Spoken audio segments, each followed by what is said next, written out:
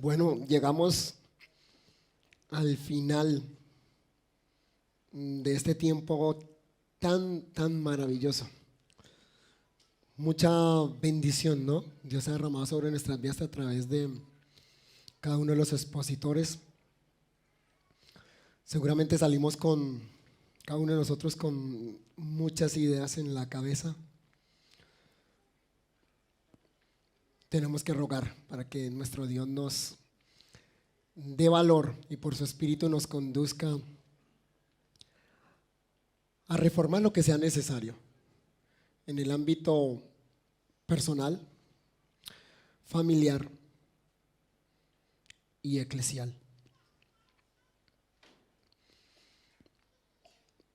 ¿Cuántos puritanos hay acá? ¿Por qué tan tímidos? No, ya sé.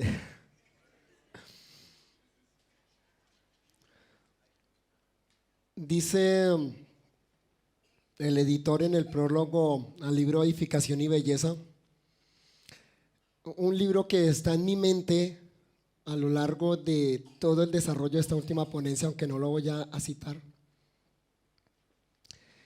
y que todo bautista reformado debería leer, masticar, releer. Dice así el editor: aunque hay un precioso tesoro en la vida práctica de los bautistas particulares del siglo XVII, lo que nos lleva a imitarlos no es un asunto de herencia histórica, sino su apego a la Escritura. Tener en alta estima nuestro legado no debe hacernos perder el objetivo por el cual lo estudiamos. Con una sinceridad admirable, el Dr. Renihan nos deja ver la historia de nuestros antepasados como lo que realmente fueron: hombres imperfectos que amaron al Señor y buscaron ser fieles a su palabra. Lamentablemente, pocos años después de haberse constituido la Asociación de Iglesias Bautistas de Londres, la misma que editó y publicó la Confesión de Fe de 1689, dejó de existir, principalmente por una controversia sobre el canto de himnos en el culto público.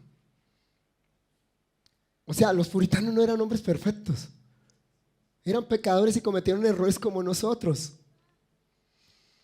La historia eclesiástica de los bautistas particulares debe ser leída con el propósito de alentarnos por el hecho de que sí es posible vivir y practicar lo que creemos, de advertirnos sobre los peligros de nuestros corazones.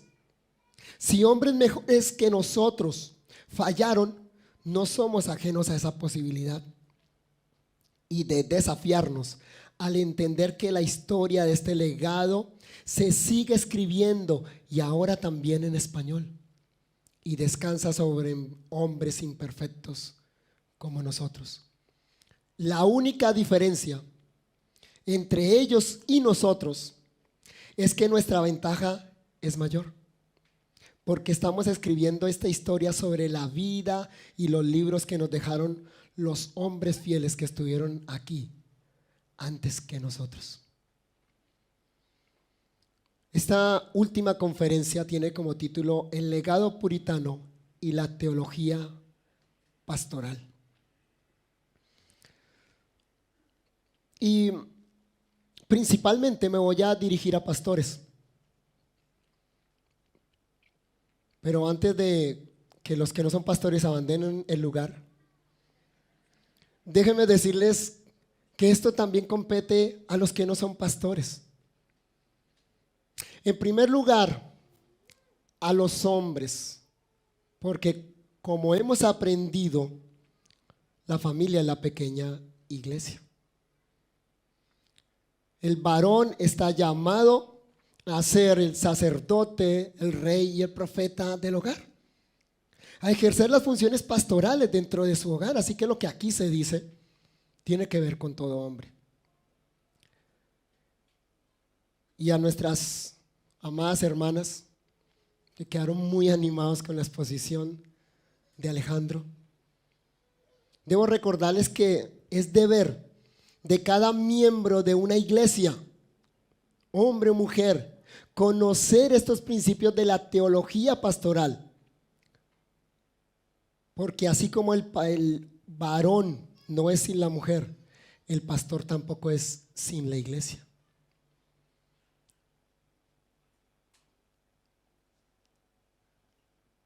El pastor pastorea por consentimiento de la iglesia y pastorea para el bien de la iglesia. La autoridad que Cristo le ha dado es una autoridad ministerial, no dictatorial. Y la iglesia entonces está llamada a, entendiéndolo bien, vigilar esa tarea pastoral. Los puritanos fueron conocidos como los médicos del alma. En primer lugar, por sus escritos referidos a los diferentes problemas que experimenta el ser humano. En esos escritos trataron con casos específicos. Sí, a veces cayeron en una casuística agotadora, pero había algo que los guiaba a ellos para escribir todos esos libros maravillosos, y era primero el corazón humano, el conocimiento del corazón humano, el corazón propio de ellos, de esos pastores puritanos, y el corazón de sus hermanos creyentes, un corazón caído y necesitado. Los guió también las verdades escriturales, como hemos venido insistiendo. Y sobre todo los guió la convicción de que solo Cristo puede satisfacer el alma.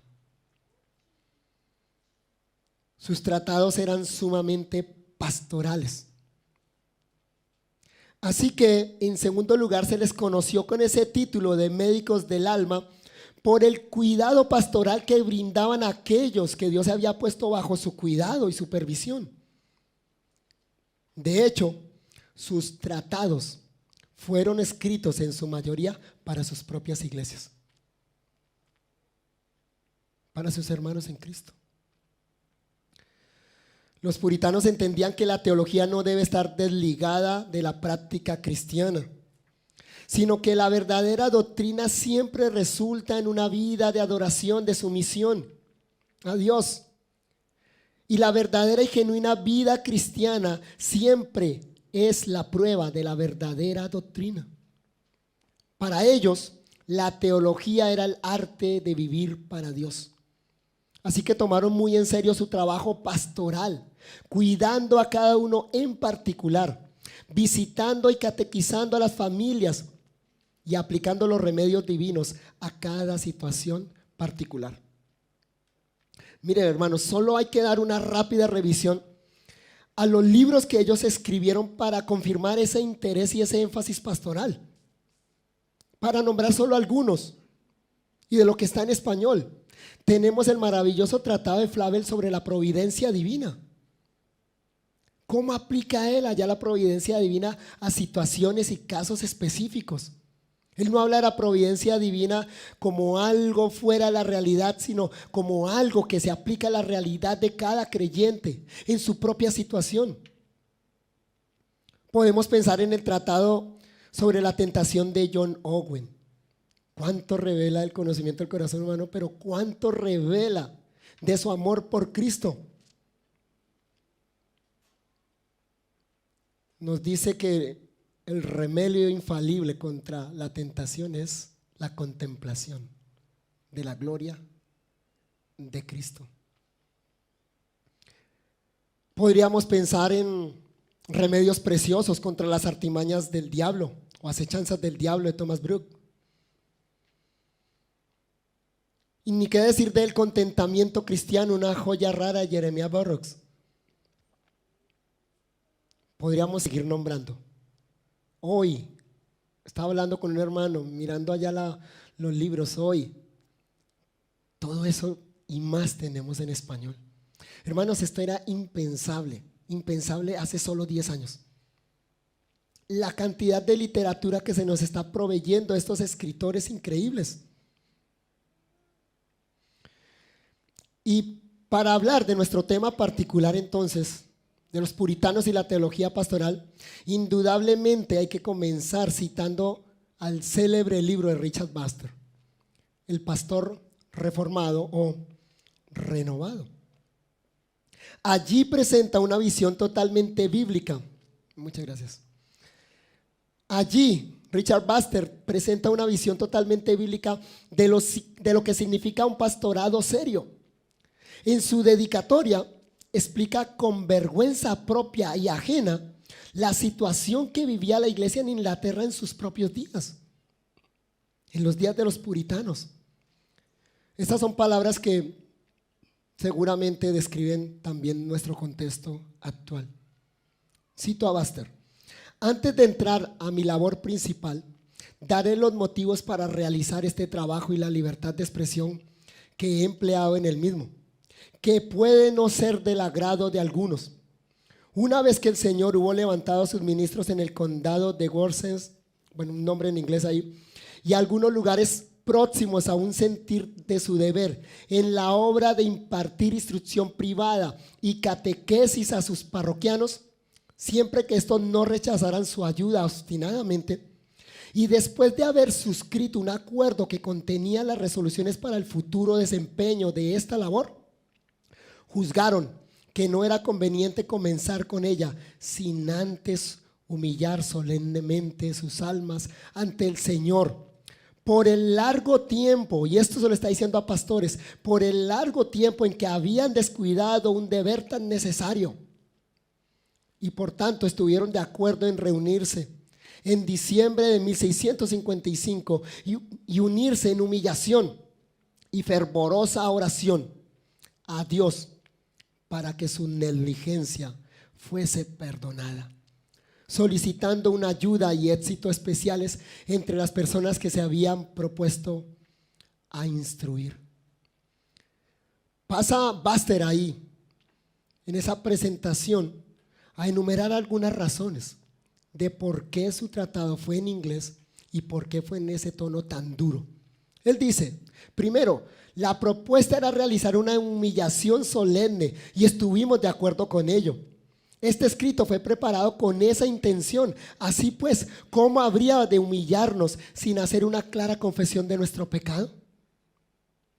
Insisto, no pierdan el foco. Esto está escrito para pastores. Lo escribió Richard Baxter a los pastores de la Inglaterra del siglo XVII. Segundo, principalmente la confesión se ocupaba de nuestros propios pecados. ¿Cómo podría ofendernos el confesar nuestros propios pecados y aceptar la culpa y vergüenza sobre nosotros mismos si nuestras conciencias mismas nos habían informado que era eso lo que debíamos hacer? Tercero, habiendo preparado esto en lengua inglesa, no tuve disposición de tiempo para traducirlo al latín. Cuarto, cuando un pecado es abierto a los ojos del mundo, es en vano tratar de esconderlo. Tales intentos solo agravarían y aumentarían nuestra vergüenza. Quinto, la confesión libre es una condición para la completa remisión del pecado. Y cuando el pecado es público, la confesión también debe serlo. Si los ministros de Inglaterra hubieran pecado solamente en latín, lo habría cambiado para amonestarlos en latín o no les habría dicho nada.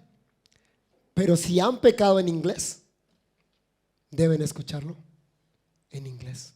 Y sexto, de los que han tomado la obra del ministerio, son demasiados los que obstinadamente siguen en busca del provecho personal, en la negligencia, el orgullo y otros pecados. Y se ha vuelto nuestro necesario deber amonestarlos. ¿Notan el ímpetu con el que escribe este hombre? Y después de explicar las razones que lo llevaron a escribir y a hacer esa breve pero sincera confesión, pasa a describir la convicción bíblica con respecto a la labor pastoral. Y lo hace con base en Hechos 20:28. De hecho, su tratado es una explicación de Hechos 20:28. Mírenlo en su Biblia, por favor. Mientras tanto, yo tomo esto caliente.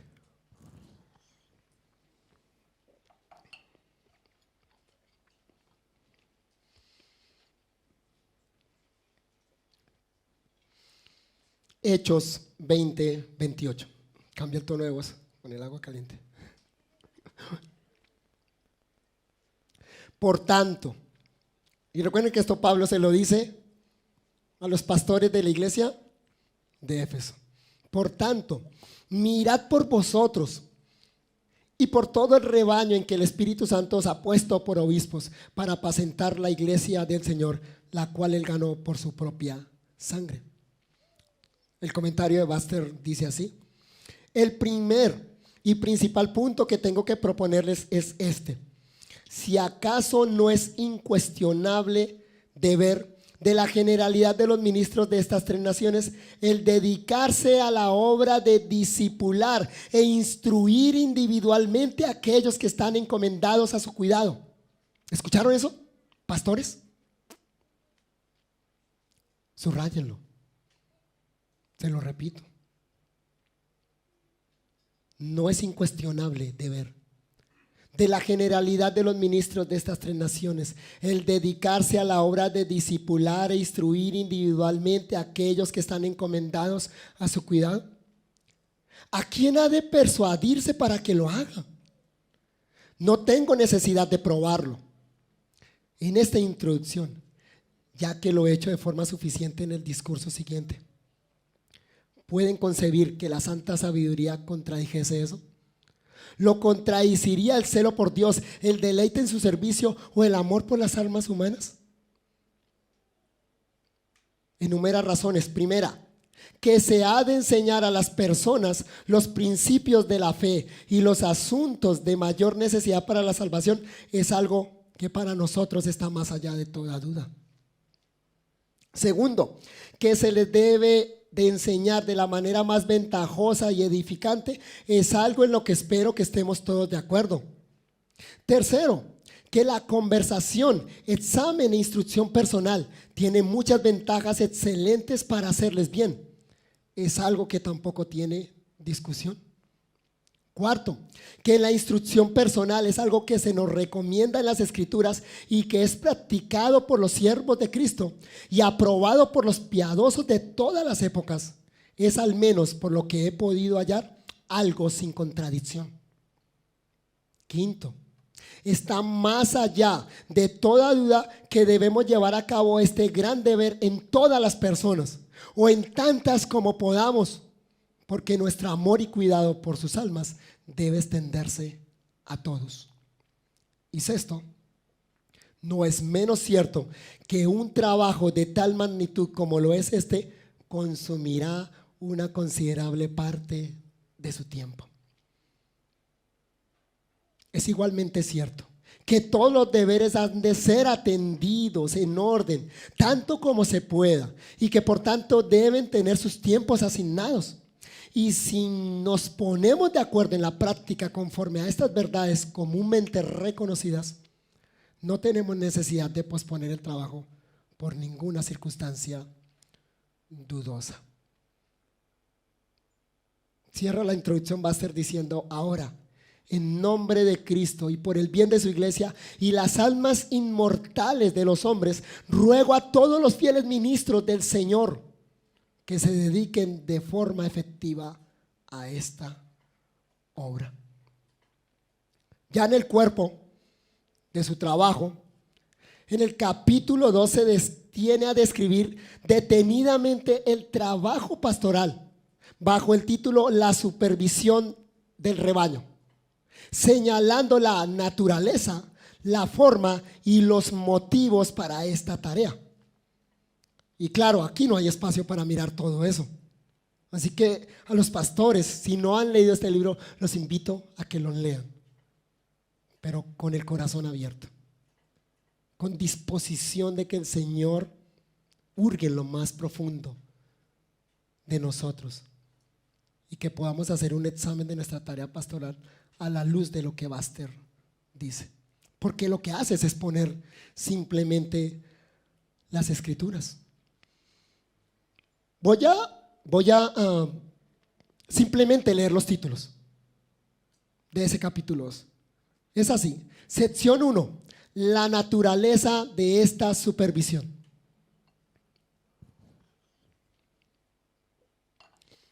la naturaleza de esta supervisión. Primero, dice él, se da por hecho aquí que cada rebaño debería tener su propio pastor y cada pastor su propio rebaño. Palabras sencillas. Un pastor solo es pastor de una iglesia. No puede ser pastor de dos iglesias. No podemos con una. Vamos a ser pastores de dos. Segundo, cuando se nos ordena tener cuidado de todo el rebaño, se implica claramente que ordinariamente los rebaños no han de ser mayores de lo que somos capaces de supervisar o cuidar. De ahí la idoneidad o necesidad de tener varios pastores. Pluralidad pastoral. Es la sabiduría divina para que haya un pastoreo suficiente. Tercero, hemos de estudiar para edificar a aquellos que ya han sido realmente convertidos. Con respecto a esto, nuestro trabajo es variado según las diferentes situaciones que se encuentran los cristianos. Y empieza a enumerar las diferentes situaciones que tiene que atender un pastor. A, hemos de esforzarnos de manera especial por la conversión de los que no son conversos. B, hemos de estar preparados para aconsejar a los que nos pregunten y acudan a nosotros con casos de conciencia. C, hemos de estudiar para edificar a aquellos que ya han sido realmente convertidos. Con respecto a esto, nuestro trabajo es variado según las diversas situaciones en que se encuentren los cristianos. Y empieza otros subtítulos ahí. Hay muchos de nuestros rebaños que son jóvenes y débiles en la fe, quienes a pesar de que son antiguos todavía tienen poca fuerza o poco desempeño. Otro tipo de convertidos que necesitan una ayuda especial son aquellos que se esfuerzan bajo alguna corrupción particular que mantiene ocultas sus gracias y que los convierten en un problema para otros y una carga para sí mismos. Otro grupo que requiere una ayuda especial son los cristianos en declive, los que o bien han caído en un pecado escandaloso o han abatido su celo y diligencia dando muestras de que han perdido su antiguo amor. El último grupo que haré notar que requiere nuestra atención son los fuertes, porque ellos también tienen necesidad de nuestra ayuda, en parte para preservar la gracia que tienen, en parte para ayudarles a hacer más progresos y en parte para dirigirlos a mejorar sus fuerzas para el servicio a Cristo y la ayuda de sus hermanos, también para motivarlos a perseverar y que puedan recibir la corona. Volviendo a la enumeración de deberes, en cuarto lugar dice, hemos de poner nuestros ojos de forma especial sobre las familias, y ya hemos hablado de eso, lo hemos repetido varios de los que hemos estado acá al frente, para asegurarnos de que están bien ordenadas y que se cumplen los deberes de cada relación. Y mire cómo lo describe Baxter. Obtengan información de cómo está ordenada cada familia para que puedan saber cómo proceder en sus esfuerzos por hacerles bien. Acudan a visitarlos ocasionalmente cuando probablemente estén más desocupados y pregunten al cabeza de la familia si está orando con ellos y leyendo las escrituras o qué están haciendo. Si encuentran a alguno que sea incapaz de orar por su ignorancia o falta de práctica, convénzalo para que estudie sus propias necesidades y que consiga afectar sus corazones con ellas. Y mientras tanto, aconséjenlo a utilizar alguna forma de oración en lugar de no orar en absoluto. Traten de que en cada familia hayan algunos libros útiles y motivadores además de la Biblia. O sea, vaya y suministrele literatura de acuerdo a la necesidad de esa familia. Guíenlos acerca de cómo pasar el día del Señor, a cómo despachar sus negocios mundanos para evitar cargas y distracciones. Quinto, enumerando los deberes, hemos de ser diligentes en las visitas a los enfermos, ayudándolos a prepararse para una vida fructífera o una muerte feliz. Sexto, hemos de reprobar y amonestar a aquellos que viven de manera ofensiva e impenitente. Y séptimo, la última parte de nuestra supervisión que mencionaré es el ejercicio de la disciplina de la iglesia. Luego en la sección 2, que no voy a tomar tiempo para esto, habla de la forma en que se hace esa supervisión. Enumera 15 puntos de la manera como debe llevarse a cabo esa supervisión. Y en la sección 3 habla de los motivos para la supervisión del rebaño. Enumera 4. La primera consideración que el texto nos sugiere, recuerden el texto que está explicando, se extrae de nuestra relación con el rebaño. Somos, los pastores, somos supervisores del rebaño.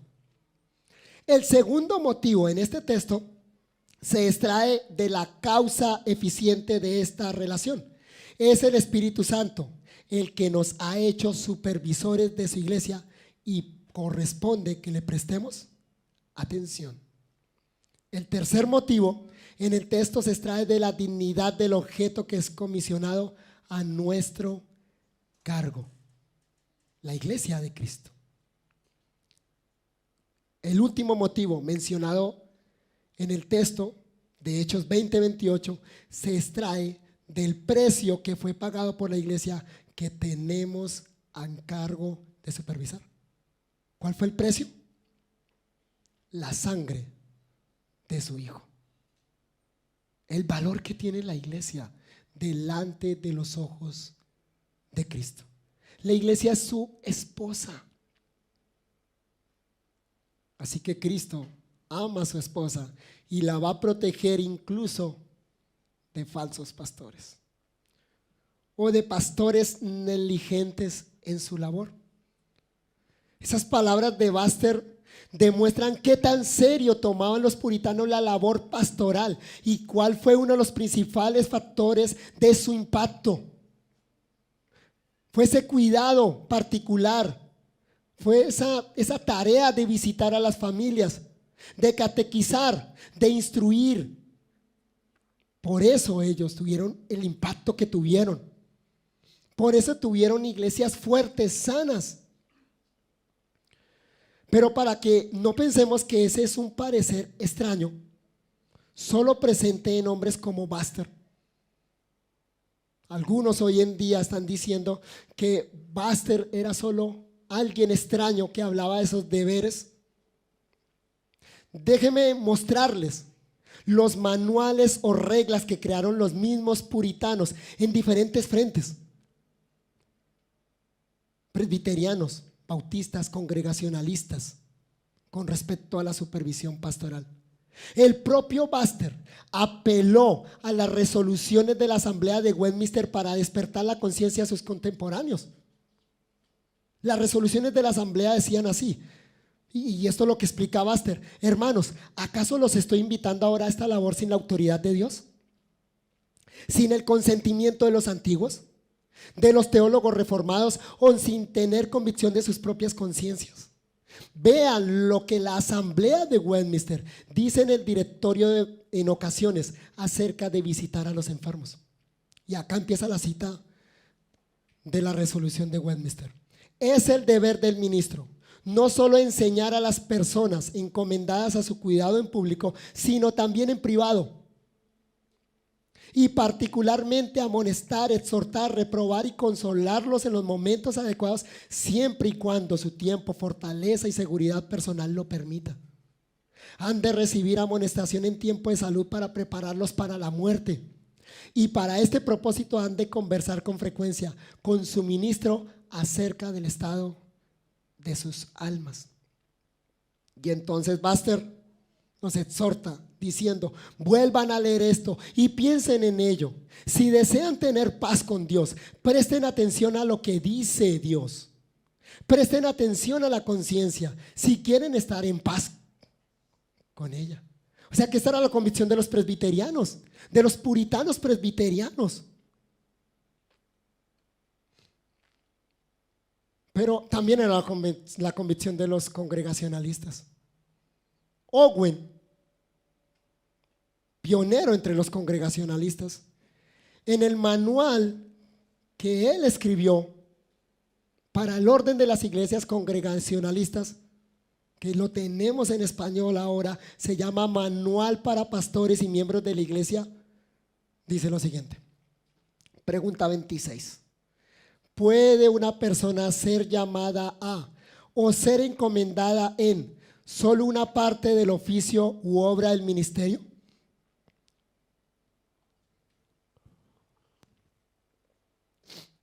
La pregunta de Owen acá es: ¿puede un pastor dedicarse solo a la predicación? ¿Puede un pastor solo dedicarse a la consejería o al evangelismo? Hace otra pregunta ahí. ¿O puede mantener la relación y el ejercer el deber de anciano o ministro en más de una iglesia al mismo tiempo? ¿Quieren saber la respuesta de Owen? Consigan el libro. No. Eso es para que no se me duerman. Respuesta: ninguna de estas cosas tiene orden ni precedente en las Escrituras. Ni la primera de ellas es consistente con la autoridad del ministerio, ni la segunda con el deber del mismo, ni ninguna de ellas con la naturaleza de esa relación que existe entre los ancianos y la iglesia. Pregunta 27. ¿Cuáles son los deberes de los pastores o maestros de la iglesia? Respuesta: primero, ser ejemplos para el rebaño en fe, amor, conocimiento, mansedumbre, paciencia, disposición para sufrir por el nombre y el evangelio de Cristo, con constancia en este respecto. Segundo, vigilar por las almas y cuidar todos los asuntos espirituales de todo el rebaño encomendado a ellos. Tercero, predicar la palabra diligentemente, trazándola correctamente. Cuarto, proteger y contender por la verdad. Quinto, administrar todas las ordenanzas del evangelio debida y ordenadamente. Sexto, fomentar y ejercer los dones que han recibido en el cumplimiento de toda su obra y la administración de todas las ordenanzas. Séptimo, creo, lo tengo acá con viñeta: instruir, amonestar, estimar y consolar a todos los miembros de la iglesia según lo requieran sus condiciones, ocasiones y necesidades. Y último, atender con diligencia, habilidad y sabiduría el desempeño de la autoridad que en el gobierno de la iglesia se les ha encomendado. Esto es muy parecido a las resoluciones de Westminster, ¿o no? Presbiterianos, congregacionalistas. ¿Y qué de los bautistas? De los bautistas particulares. Bueno, observemos lo que ellos creían al respecto, que quedó plasmado en el que fue considerado el manual de orden de aquellas iglesias, que ahora también está en español. La gloria de una verdadera iglesia, redactado por Benjamin Kish. En un encabezado tiene este título: de la labor de un pastor, obispo o supervisor. Y dice: la labor del pastor es predicar la palabra de Cristo o apacentar, literalmente alimentar el rebaño y administrar todas las ordenanzas del evangelio que pertenecen a su oficio sagrado, y ser fiel y laborioso en el mismo, procurando con diligencia presentarse a Dios aprobado, como obrero que no tiene de qué avergonzarse, que maneja con precisión la palabra de verdad. Es un administrador de los misterios de Dios, por lo tanto debe ser un hombre de buen entendimiento y experiencia, sano en la fe y familiarizado con los misterios del evangelio, porque debe alimentar al pueblo de Dios con conocimiento y con inteligencia. Tiene que ser fiel y hábil para declarar la voluntad de Dios y ser diligente en ese sentido también para predicar a tiempo y fuera de tiempo, habiéndole Dios encomendado el ministerio de la reconciliación, una verdad escogidísima y sagradísima. ¿Qué mayor interés ha encomendado Dios a los hombres en este mundo? Además, tiene que dar a conocer todo el consejo de Dios al pueblo. Todo eso es el primer deber. Todo eso en el numeral 1, predicar la palabra.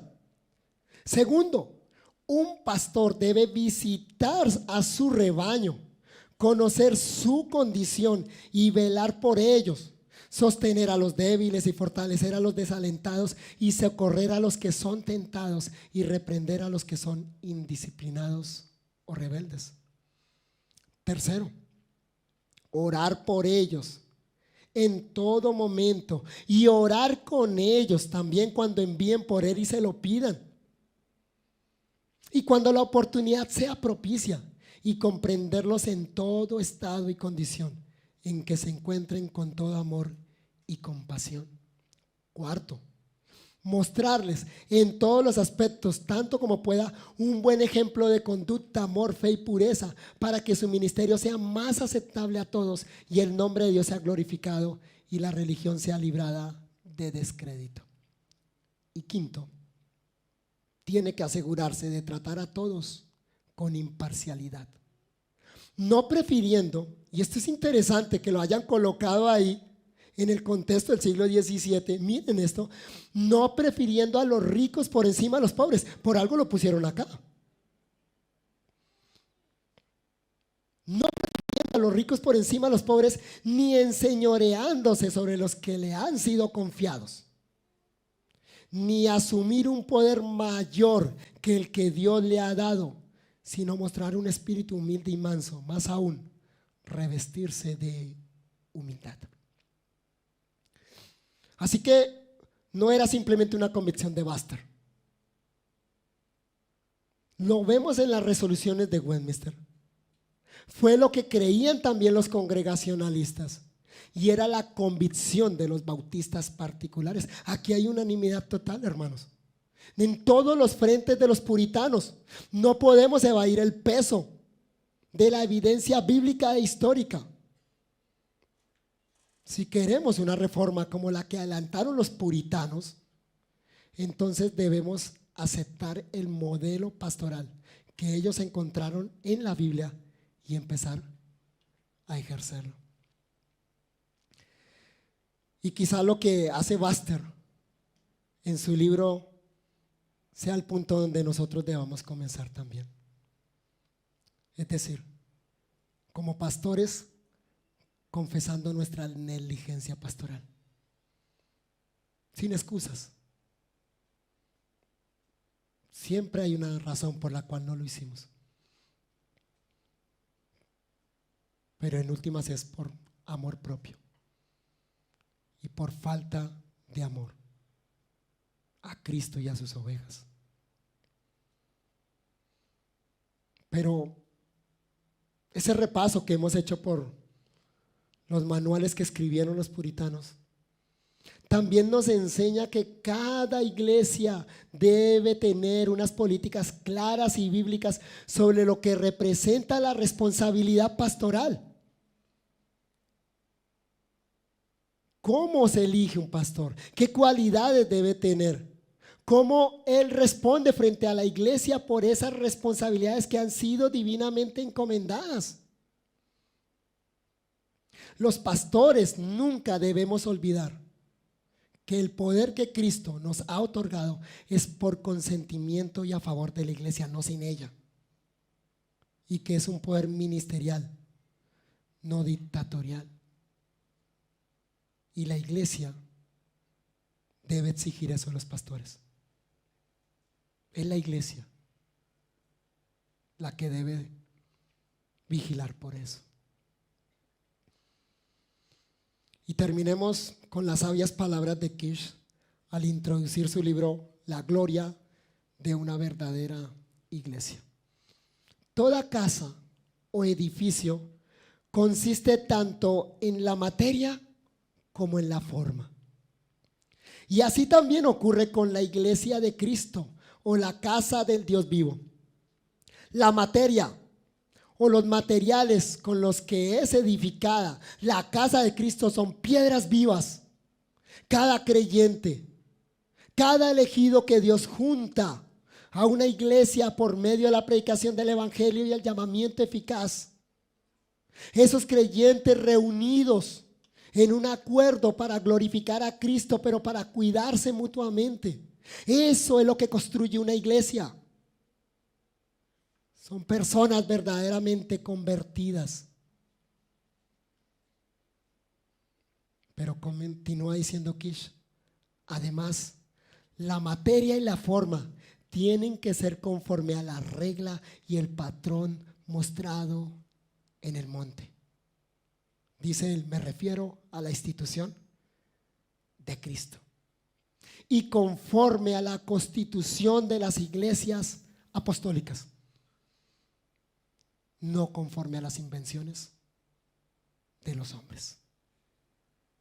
Edifiquemos iglesias conforme al modelo de Cristo, comenzando por los que constituyen esa iglesia, pero también por los que están al frente de cada una de esas iglesias.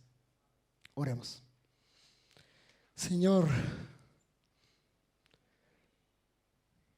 ¿qué podemos decir, Señor? Solo humillarnos ante ti, Señor, por nuestra negligencia, por nuestro pecado, Señor.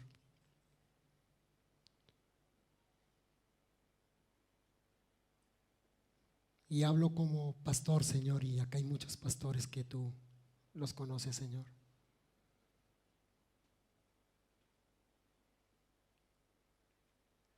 Tenemos que humillarnos ante ti, Señor, pidiendo perdón porque no hemos cumplido esta labor pastoral como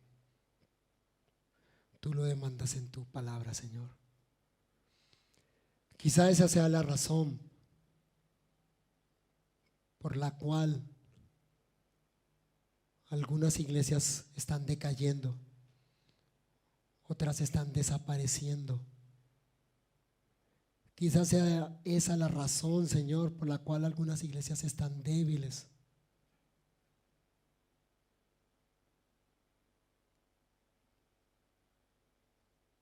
Ayúdanos a entender la razón por la cual constituiste el pastorado, Señor.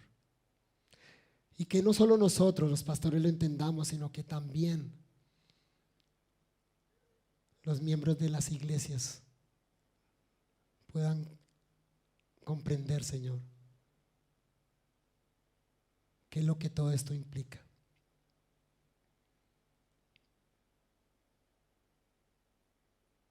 Queremos una reforma, Señor, en nuestro siglo, acá en Latinoamérica. Vemos tu gracia, Señor, sobre nosotros de muchas maneras.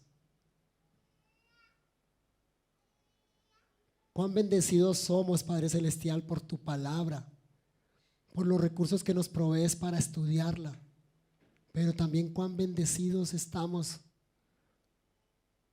por todo este legado histórico que ahora está a nuestra disposición, Señor. No podemos ser negligentes, Señor, a este llamado y menores que la responsabilidad que estás colocando sobre nosotros, Señor. Deseamos construir iglesias bíblicas, sanas, fuertes. Deseamos dejar un legado, Señor, para las generaciones que vendrán, algo que perdure por los siglos, Señor. Pero necesitamos construir con los materiales adecuados y de la forma en que tú has establecido en tu palabra. Solo tu gracia puede hacer esto, Señor, por medio de hombres débiles, pecadores, Señor. Y aquí estamos, Señor, en tus manos, rogando, Señor, que nos impartas más de tu gracia para la edificación de tu iglesia, para la extensión de tu reino y para que el nombre de tu amado Hijo Jesucristo sea conocido en todo rincón acá en Latinoamérica. Te lo rogamos en sus méritos. Amén. Amados hermanos, muchas gracias. Iglesia Bíblica Sola Escritura, muchas gracias. Ustedes han sido unos grandes anfitriones. Es hermoso ver una iglesia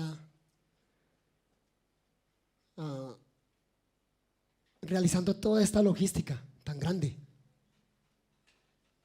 Y muchas gracias a quienes participaron. Sabemos que acá hay varias iglesias representadas de varios rincones de Bolivia.